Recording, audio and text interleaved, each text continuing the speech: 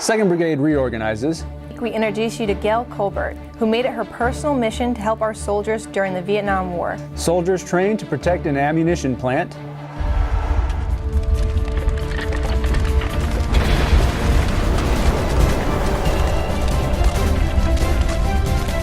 Welcome to this week's Marne Report. I'm Caitlin Kenny. And I'm Sergeant First Class Jonathan Bell with Division Public Affairs. Our top story this week is about 2nd Armored Brigade Combat Team. On October 24th, they held a reorganization ceremony on Cottrell Field in preparation for their January deactivation. Sergeant Bob Yarbrough has the story. The reorganization of 2nd Armored Brigade Combat Team, 3rd Infantry Division, was finalized on the morning of October 24th at Fort Seward's Cottrell Field. This ceremony would be the last time the Spartan Brigade would gather in their current configuration before their pending inactivation in January. The event marked the movement of 1st Battalion, 30th Infantry Regiment to 4th Brigade, as well as 1st Battalion, 64th Armor Regiment transitioning to 1st Brigade. Some individual companies also moved to other units within the division footprint. Common to both formations are companies with established leaders, systems, and supported network families. These formations are ready to go to work. Although the Department of Defense mandated the deactivation of 2nd Brigade, the planning and execution was left up to local leadership.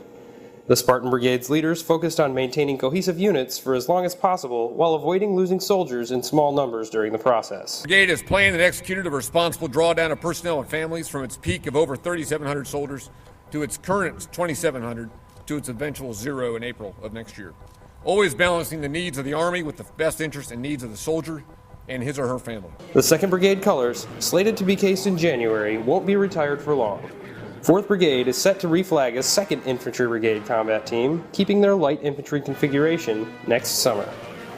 For 4th Infantry Brigade Combat Team, 3rd Infantry Division Public Affairs, I'm Sergeant Bob Yarbrough. It's really sad to see a brigade go. Yes, but they'll be back next year. Good. November is Warrior Care Month, an opportunity to inform service members and their families about programs and initiatives designed for them through the Warrior Care system.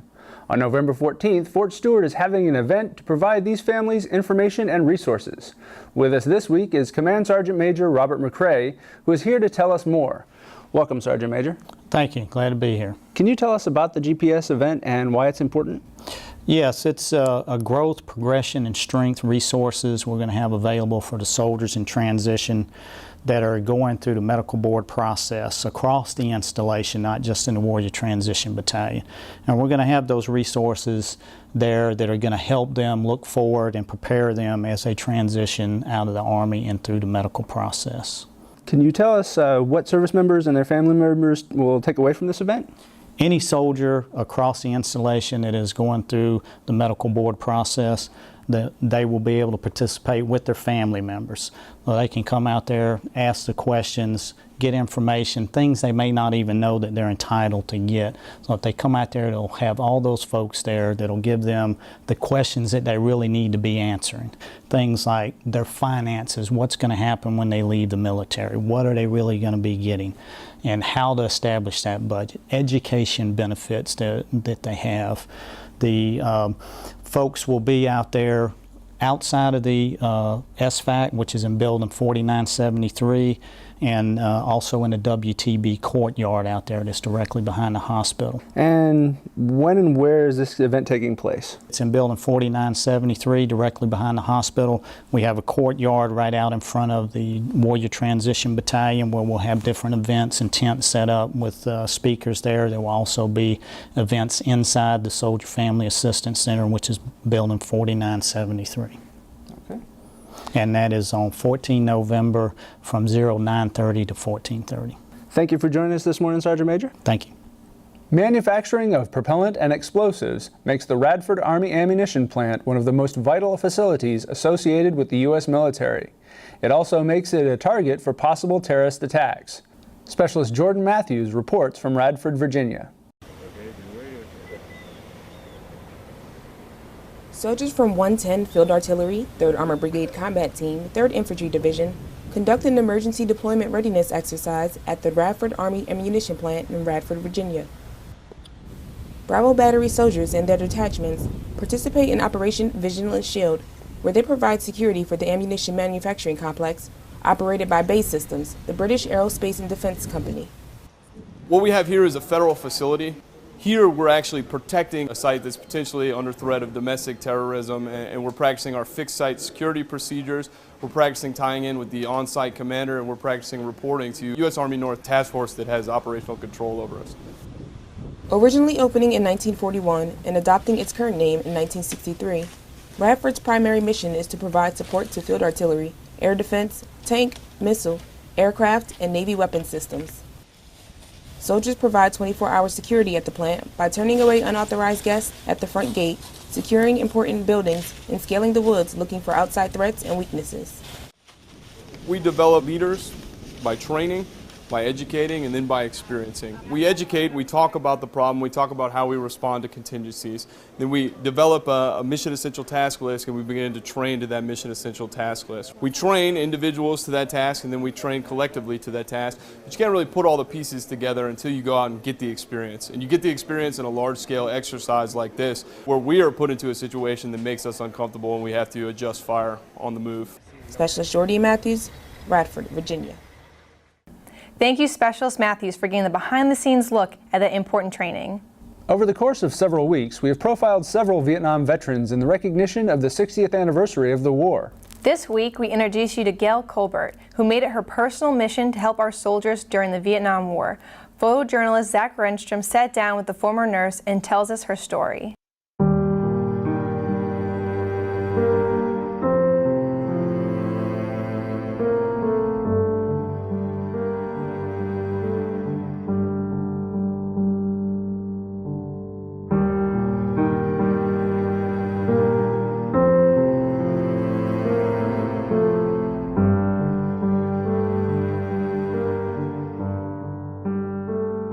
I saw the news reports, the horrendous news reports in my mother's color television, and a friend of mine was killed in Vietnam.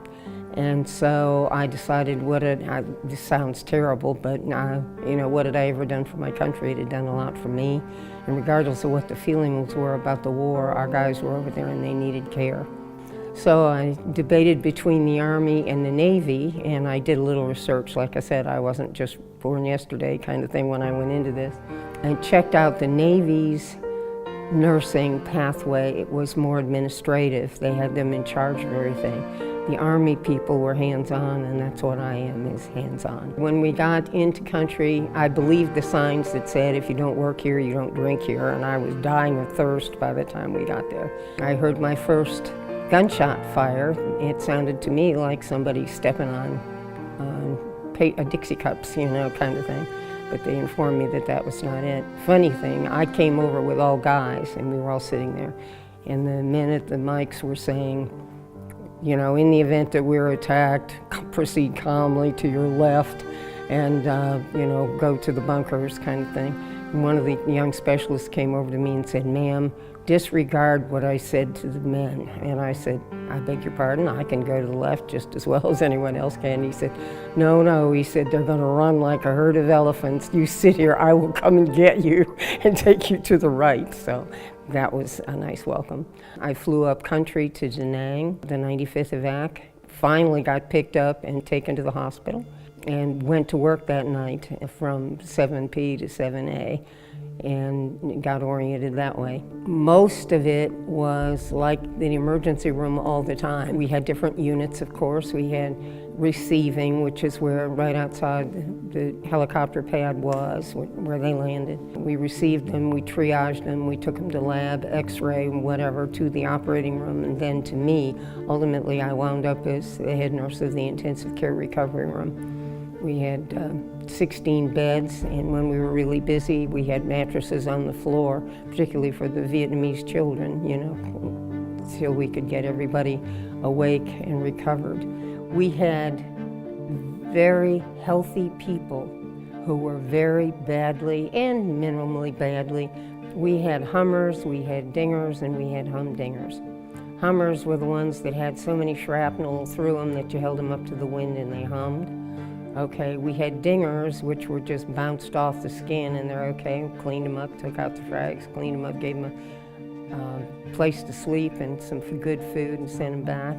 And then we had Humdingers that were a combination of both. We also had train wrecks, and that came back to bite us. Those were the people who were very, very badly hurt, and we worked very hard to save. We worked very hard to save everybody. That was my rule. They appreciated our being there because, as opposed to today, the women, the nurses at least, had to volunteer to go. They did not just send them into a combat zone without it. The guys appreciated us. They said we smelled good. They knew we didn't have to be there. They knew we were there to take care of them. I'll tell you about Woody. Woody came in, Woody got an AK round right here, which made him quadriplegic. Woody was like 19, I think. And he arrested, and we'd resuscitate him, and arrested, and we'd resuscitated him. We were convinced we had to get all the really badly wounded guys out in a hurry, because if we didn't get them into Japan where it was clean, they'd die because it was so dirty there, nasty bacteria and whatever. We had a 39-year-old major come in who'd had a bad heart attack, myocardial infarction.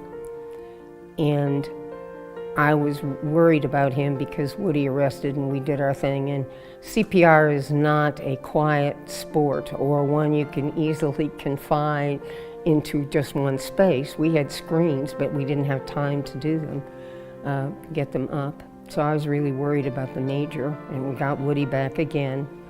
And I went over to the major with some morphine in my hand because I thought he's going to be so upset by this whole nonsense. And I said, Major, we're going to put you to sleep for a little while. And he said, you saved his life. And I said, well, yes, but we know it was upsetting to you. And he said, no, you saved his life. And I said, okay, yes, sir, that's what we do here. And he said, you're wonderful. And I thought, oh my goodness, okay. Woody didn't make it back to the States. His dad managed somehow to get over there to see him before he died.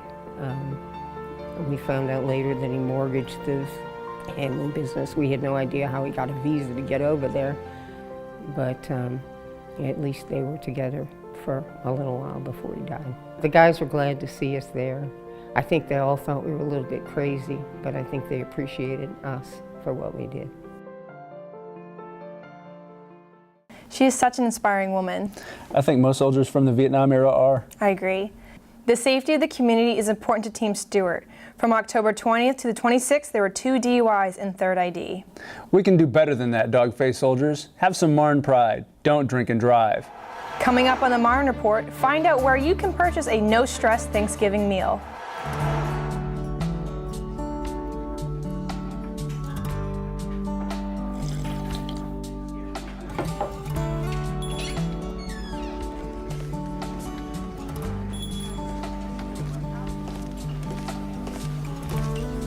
Can I help you? Just a cup of coffee, please. Coming right up. Oh, there's no charge. Thank you.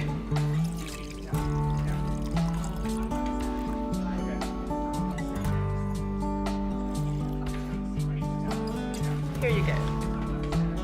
Thanks again. Thank you for your service. Thank you for your support. Do you have to put your hand with the soldier? Can I take a picture? Sure. All right, smile. There you go.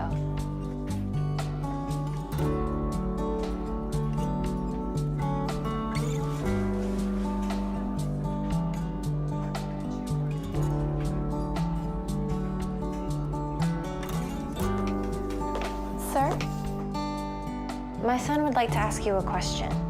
Are you a hero too? That man said you were.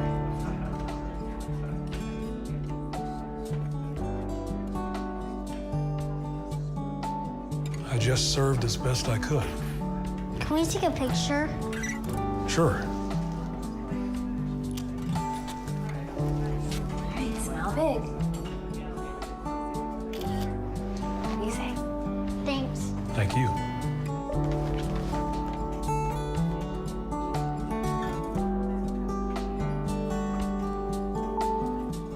Thank you for your service. Thank you for your support.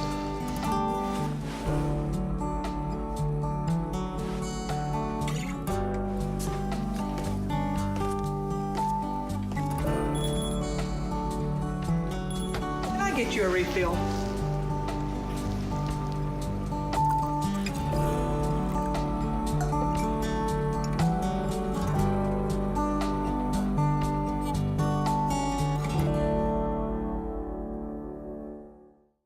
I'm Army Secretary John McHugh. This Veterans Day, a grateful nation pauses to thank all those who served in our armed forces. Soldiers, sailors, airmen, Marines, and Coast Guardsmen fought our wars, preserved the peace, and guaranteed our freedom. We should remember, too, those who fight today in Afghanistan and defend America's interest across the globe. Veterans Day is a time to pay tribute to all the men and women whose service protects our way of life. They are the strength of our nation. We all know what's happening in Western Africa. The Ebola outbreak is all over the news, and the stories you've seen and heard are scary. And now our troops are heading there to support USAID and lend a partner nation a helping hand. AFRICOM is following all the safety precautions to keep you safe and your family safe for when you return. For those deploying to Western Africa, thank you. Your service is making a difference, and we appreciate all that you do for our nation. Welcome back to the Marne Report. Are you looking for some fun things to do with your family? Then let's check in with Molly Cook from FMWR, who is here to give us some more information on the upcoming events. Hi, I'm Molly Cook, and this is your MWR Minute. Place your order today for Club Stewart's no mess, no stress option for all your holiday meal needs, to-go meals. From now through November 21st, you can order turkey and ham by the pound, along with sides of mashed potatoes, southern green bean casserole, southern baked macaroni and cheese, cornbread stuffing, and sweet potato or pumpkin pie. Who needs to cook when they can do all of that tasty work for you? Meal packages are available for selection, or you can build your own option to fit your taste buds. The last day for to-go pickup is November 26th. For more information, prices, or to place your order, call 912-767-4717. To learn more about our upcoming MWR events, visit us online at www.stewartmwr.com or www.huntermwr.com. FMWR, we are your complete destination for families, fun, and fitness. October is National Anti-Bullying Month. On October 22nd, Liberty County students, teachers, faculty, and staff started honoring the month by wearing orange for Anti-Bullying Day. Sasha Quarles is a student counselor with the Liberty County's Taylor Creek Elementary School. Thank you for joining us today. Hi, thank you for having me here. So our first question, is last week, Ms. Bell talked to us about wearing orange against Bullying Month, but this is not just something for the month of October, is it? It is not. We are going to wear orange one day a month to show that the whole county is standing up against bullying. And it's a year-long event that we're going to do each month. Can you also define bullying for us? Sure. And this is how we would define it at the school level as well. Bullying is when someone is mean or hurtful on purpose to one person over and over again, or the same group of people over and over again, and it's continual. Okay. And we hear countless stories in the media about bullying. And what are some steps students and parents or bystanders can take against bullying? Definitely, as far as students, we educate them on how to stand up for themselves. For the elementary level, we tell the students to say, "That is not nice, let me show you how to be a good friend." But bullying is not a child-sized problem. Bullying is an adult-sized problem, and it keeps occurring. And when it does keep occurring, because that would be true bullying, we tell students they need to get an adult involved. Like we had for Mrs. Bell last week, I have a few bullying quiz questions for you. Okay. So our first question is, bullying is just a part of growing up. The effects of bullying on victims are short-term and minor. True or false? That is false. The effects last a lifetime. Bullying is very hurtful, very harmful. There are so many different types of bullying, and the victim can be affected in so many different ways that the scars from the bullying situation can last a long time. Bullying is not a series of problems for the bullies. They eventually grow out of this behavior. That would be false as well. Bullying is a serious problem for the bullies and for the victims and for the bystanders. And they don't grow out of the behavior unless they're educated on what they could do to be more respectful, to not have bully-like behavior. We don't call someone a bully. Their actions or their behavior is bully-like in nature. So that's why we take a proactive approach at schools, and we teach character. We teach students how to be respectful, how to be good friends, and just to treat each other in general. Most bullying occurs in high school because older students are more confident and willing to pick on others. That is also false. Bullying can occur in all levels, elementary, middle, and high school.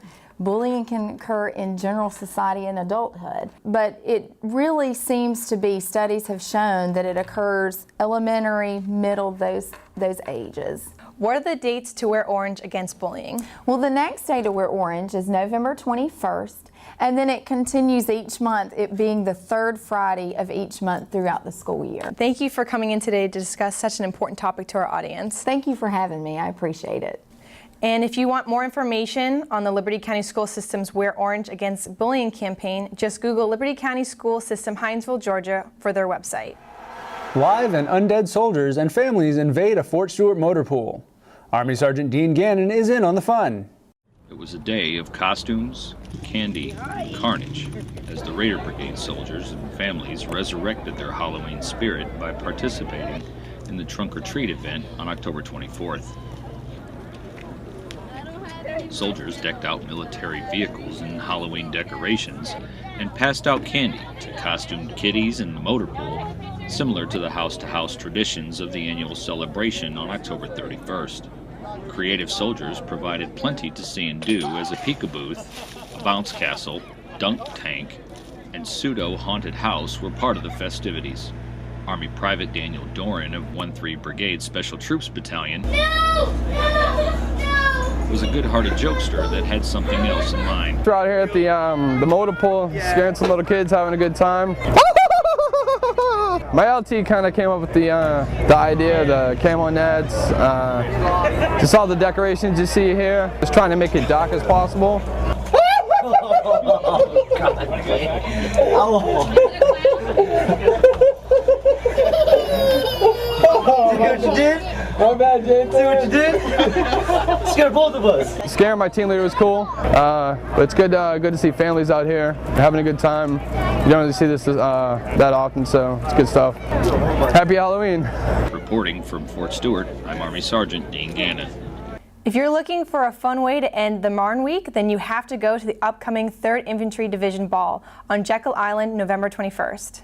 The ball is open to all soldiers, DA civilians, and contractors to celebrate the 97th birthday of the Marne Division and honor all our dog-faced soldiers and families. The evening starts at 5:30 p.m. at the Jekyll Island Convention Center. Talk to your brigade representative to receive tickets for this event of the year. To find out what's happening across Fort Stewart and Hunter Army Airfield, we turn to the Frontline newspaper. Let's check in with Managing Editor Elvia Kelly for this week's news.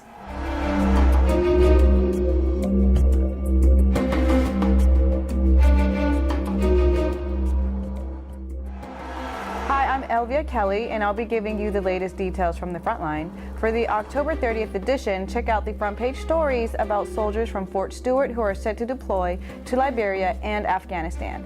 The Behind the Lens page, which is a full photo page consisting of various photos, tells the story of 2 sniper teams from the Vanguard Brigade competing in the 2014 International Sniper Competition at Fort Benning, Georgia. And last but not least, check out the Red Ribbon Week updates and activities on page 1B. 32 Fort Stewart soldiers from the 82nd Civil Affairs Battalion will deploy to Liberia in support of Operation United Assistance.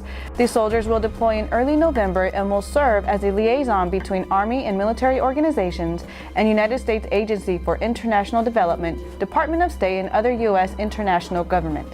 The Department of Defense announced that the 3rd Infantry Division headquarters will deploy to Afghanistan next month to assume their role as the U.S. Forces Afghanistan National Security Element. The International Sniper Team Competition is an annual competition hosted by the U.S. Army Sniper School. 2 teams from our very own 4th Infantry Brigade Combat Team participated in the event. The Vanguard Brigade teams were Sergeant Cameron Pope and Specialist Preston Daigle, both infantrymen with 3rd Battalion, 7th Infantry Regiment, and Specialist Brian Coslet and Specialist Robin Poole, both infantrymen with 6th Squadron, 8th Cavalry Regiment. Students and faculty gathered outside Diamond Elementary School and were formed into the shape of a ribbon while wearing red for an aerial photo. The Fort Stewart Fire Department and Diamond Elementary Parent-Teacher Organization partnered in support of this year's Love Yourself, Be Drug-Free campaign. The purpose is to increase awareness and decrease the incident of alcohol, drug abuse, and violence within the community. Join us on the Marne Report to catch the most current news and events found on the front line across Fort Stewart, Hunter Army Airfield, and online at our Frontline website at stewartfrontline.com.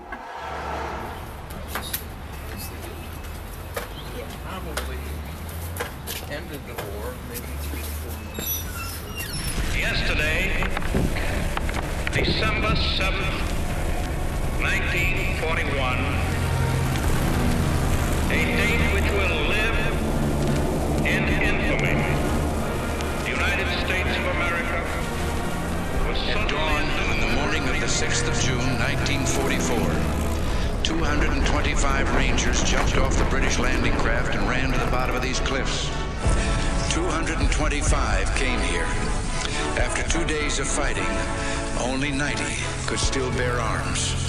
These are the boys of Puente Lobo. These are the men who took the cliffs.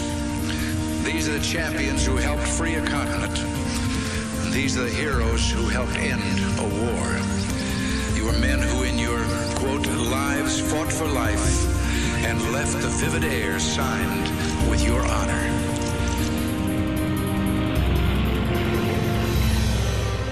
In the name of God and country, I learned to defy gravity. To honor my family, I lived in the belly of a beast. I fixed the hearts of iron monsters. I became a worm in the mud for dignity, For honor, for righteousness' sake. for God and country. I fought for you. I fought for you. For you. I fought for you. I fought for you. I fought for you. I fought for you. For you. For you. For you. For you.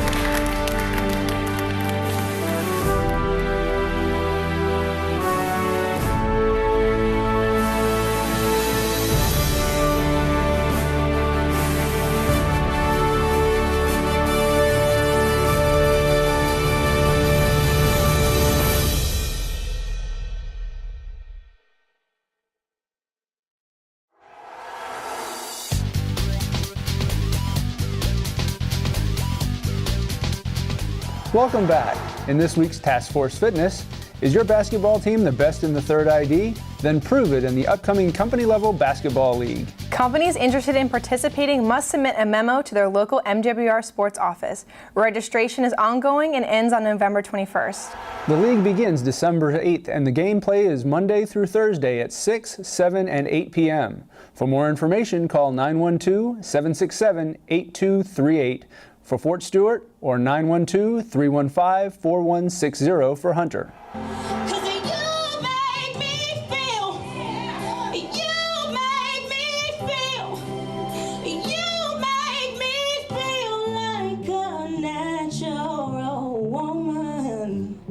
Congratulations to Celeste Betton.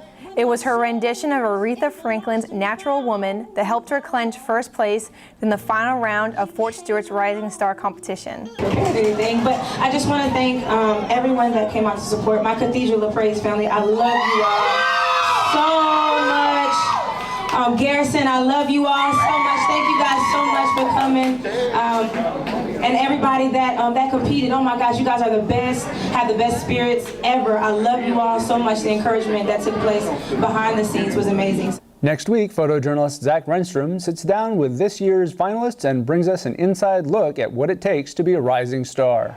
That's all for this week's Marne Report. You can watch the Marne Report in the morning at 5, 5:30, 8 and 8:30, noon in the evening at 5 and 5:30, 9 and 11. Or as always, check us out on the web at stewart.army.mil and on Vimeo at vimeo.com/thirdid. Have a great week.